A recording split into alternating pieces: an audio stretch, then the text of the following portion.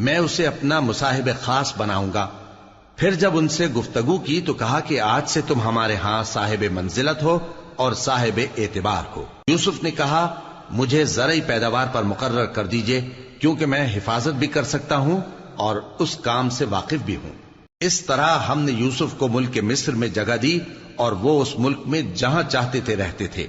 ہم اپنی رحمت جس پر چاہتے ہیں کرتے ہیں اور نیکوکاروں کے اجر کو ضائع نہیں کرتے، اور جو لوگ ایمان لائے اور ڈرتے رہے ان کے لیے آخرت کا اجر بہت بہتر ہے۔ اور یوسف کے بھائی کنعان سے مصر میں غلہ خریدنے کے لیے آئے تو یوسف کے پاس گئے، تو یوسف نے ان کو پہچان لیا اور وہ ان کو نہ پہچان سکے۔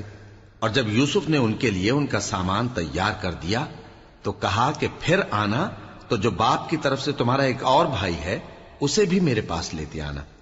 کیا تم نہیں دیکھتے کہ میں ناب بھی پوری پوری دیتا ہوں اور مہمانداری بھی خوب کرتا ہوں؟ اب اگر تم اسے میرے پاس نہ لاؤ گے تو نہ تمہیں میرے ہاں سے غلہ ملے گا اور نہ تم میرے پاس ہی آ سکو گے۔ انہوں نے کہا کہ ہم اس کے بارے میں اس کے والد کو پھسلائیں گے اور ہم یہ کام کر کے رہیں گے۔ اور یوسف نے اپنے خدام سے کہا کہ ان کا سرمایہ یعنی غلے کی قیمت ان کے سامان میں رکھ دو۔ عجب نہیں کہ جب یہ اپنے اہل و عیال میں جائیں تو اسے پہچان لیں، اور عجب نہیں کہ یہ پھر یہاں آئے۔ بس جب وہ اپنے والد کے پاس واپس گئے تو کہنے لگے کہ ابا ہمارے لیے غلے کی بندش کر دی گئی ہے، تو ہمارے ساتھ ہمارے بھائی کو بھیج دیجئے تاکہ ہم پھر غلہ لائیں اور ہم اس کے نگہبان ہیں۔ یعقوب نے کہا کہ میں اس کے بارے میں تمہارا اعتبار نہیں کرتا، مگر ویسا ہی جیسا پہلے اس کے بھائی کے بارے میں کیا تھا، سو اللہ ہی بہتر نگہبان ہے اور وہ سب سے زیادہ رحم کرنے والا ہے۔ اور جب انہوں نے اپنا اسباب کھولا تو دیکھا کہ ان کا سرمایہ واپس کر دیا گیا ہے۔ کہنے لگے ابا ہمیں اور کیا چاہیے؟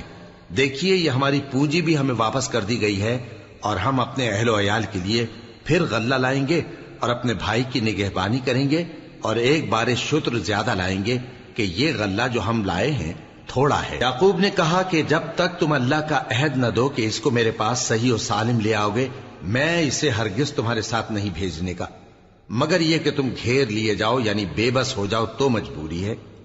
پس جب انہوں نے والد کو اپنا قول دیا تو یعقوب نے کہا کہ جو قول و قرار ہم کر رہے ہیں اس کا اللہ ضامن ہے، اور فرمایا کہ اے میرے بیٹو ایک ہی دروازے سے داخل نہ ہونا بلکہ جدا جدا دروازوں سے داخل ہونا، اور میں اللہ کی تقدیر کو تو تم سے روک نہیں سکتا، بے شک حکم اللہ ہی کا ہے، میں اسی پر بھروسہ رکھتا ہوں اور اہل توکل کو اسی پر بھروسہ رکھنا چاہیے۔ اور جب وہ ان مقامات سے داخل ہوئے جہاں جہاں سے داخل ہونے کے لیے ان کے والد نے ان سے کہا تھا، تو وہ تدبیر اللہ کے حکم کو ذرا بھی ٹال نہیں سکتی تھی۔ ہاں وہ یعقوب کے دل کی خواہش تھی جو انہوں نے پوری کی تھی، اور بے شک وہ صاحب علم تھے کیونکہ ہم نے ان کو علم سکھایا تھا، لیکن اکثر لوگ نہیں جانتے۔ اور جب وہ لوگ یوسف کے پاس پہنچے تو یوسف نے اپنے حقیقی بھائی کو اپنے پاس جگہ دی اور کہا کہ میں تمہارا بھائی ہوں، تو جو سلوک یہ ہمارے ساتھ کرتے رہے ہیں اس پر افسوس نہ کرنا۔ پھر جب ان کا اسباب تیار کر دیا تو اپنے بھائی کے تھیلے میں آپ خورا رکھ دیا۔ پھر جب وہ آبادی سے باہر نکل گئے تو ایک پکارنے والے نے آواز دی کہ قافلے والو تم تو چور ہو۔ وہ ان کی طرف متوجہ ہو کر کہنے لگے کہ تمہاری کیا چیز کھوئی گئی ہے؟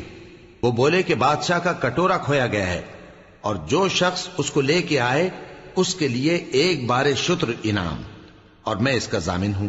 وہ کہنے لگے کہ اللہ کی قسم تم کو معلوم ہے کہ ہم اس ملک میں اس لیے نہیں آئے کہ خرابی کریں اور نہ ہم چوری کیا کرتے ہیں۔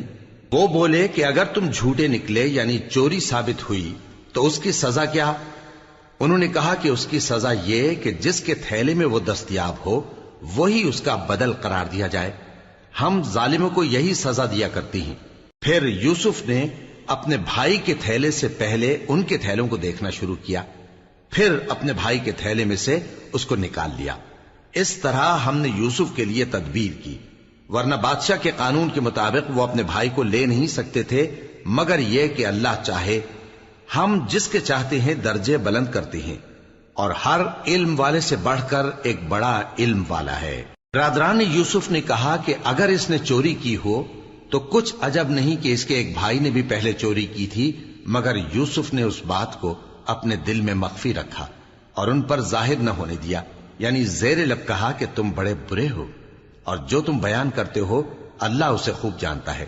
وہ کہنے لگے کہ اے عزیز، اس کے والد بہت بوڑھے ہیں اور اس سے بہت محبت رکھتے ہیں، تو اس کو چھوڑ دیجئے اور اس کی جگہ ہم میں سے کسی کو رکھ لیجئے، ہم دیکھتے ہیں کہ آپ احسان کرنے والے ہیں۔ یوسف نے کہا کہ اللہ پناہ میں رکھے کہ جس شخص کے پاس ہم نے اپنی چیز پائی ہے اس کے سوا کسی اور کو پکڑ لیں، ایسا کریں تو ہم بڑے بے انصاف ہیں۔ آخر جب وہ اس سے نا امید ہو گئے تو الگ ہو کر صلاح کرنے لگے۔ سب سے بڑے نے کہا، کیا تم نہیں جانتے کہ تمہارے والد نے تم سے اللہ کا عہد لیا ہے اور اس سے پہلے بھی تم یوسف کے بارے میں قصور کر چکے ہو؟ تو جب تک والد صاحب مجھے اجازت نہ دیں میں تو اس جگہ سے ہلنے کا نہیں، یا اللہ میرے لیے کوئی فیصلہ کرے اور وہ سب سے بہتر فیصلہ کرنے والا ہے۔ تم سب والد صاحب کے پاس واپس جاؤ اور کہو کہ ابا، آپ کے صاحبزادے نے وہاں جا کر چوری کی اور ہم نے تو اپنی دانست کے مطابق آپ سے اس کے لے آنے کا عہد کیا تھا، مگر ہم غیب کی باتوں کے جاننے اور یاد رکھنے والے تو نہیں تھے، اور جس بستی میں ہم ٹھہرے تھے وہاں سے، یعنی اہل مصر سے، اور جس قافلے میں آئے ہیں اس سے دریافت کر لیجئے، اور ہم اس بیان میں بالکل سچے ہیں۔ جب انہوں نے یہ